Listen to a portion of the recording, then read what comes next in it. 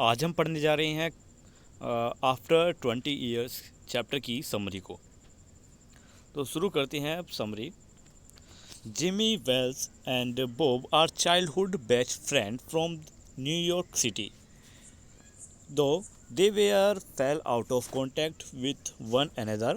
While Jimmy remained in New York, Bob moved out west to pursue his fortune.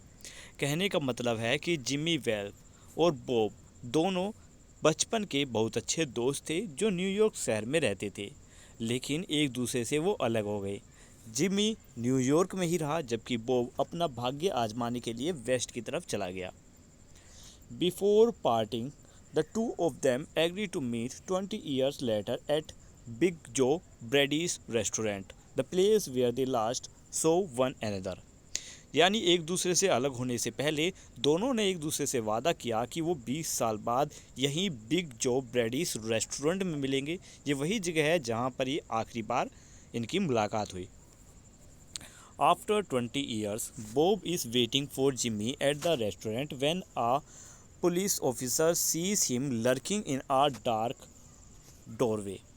20 साल बाद Bob वहीं पर उस रेस्टोरेंट के बाहर इंतज़ार कर रहा था जबकि वहाँ पर एक पुलिस ऑफिसर अपनी गश्त पे था, मतलब वहाँ पर जांच कर रहा था।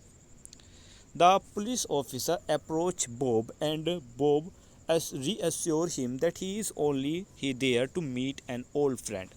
पुलिस ऑफिसर जब बॉब के पास पहुंचा तो बॉब ने उसे पुलिस ऑफिसर को ये बताया कि वो तो सिर्फ यहाँ पर अपने एक पुराने दोस्त का इंतज़ार कर रहा है।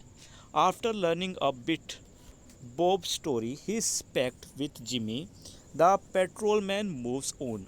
यानी कि बॉब की उसके दोस्त जिम्मी के साथ कहानी सुनने के बाद वो पेट्रोलमैन यानी वो पुलिस ऑफिसर वहाँ से चला गया।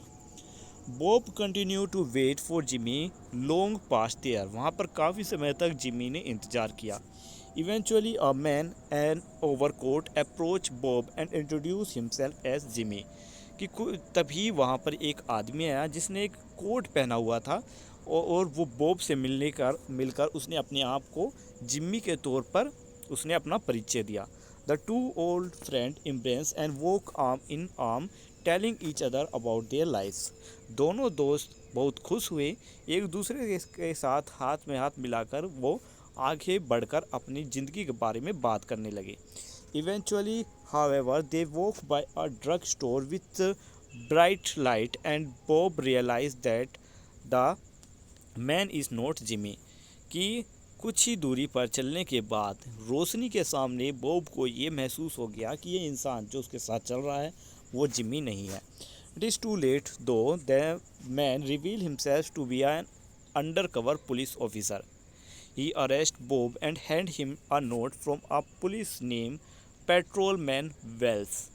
यानी अब काफ़ी देर हो चुकी थी, उस इंसान ने अपनी आइडेंटिटी बताई। उसने कहा कि वो एक अंडर कवर पुलिस ऑफिसर है, लेकिन बॉब को अरेस्ट करने से पहले उसने बॉब के हाथों में एक नोट, एक वो लेटर थमा दिया जो कि जिस पर लिखा हुआ था patrolman Wells. The note reveal that the officer from earlier in the story was Jimmy, but he could not bring himself to arrest Bob, so he sent the plain clothes policeman officer instead.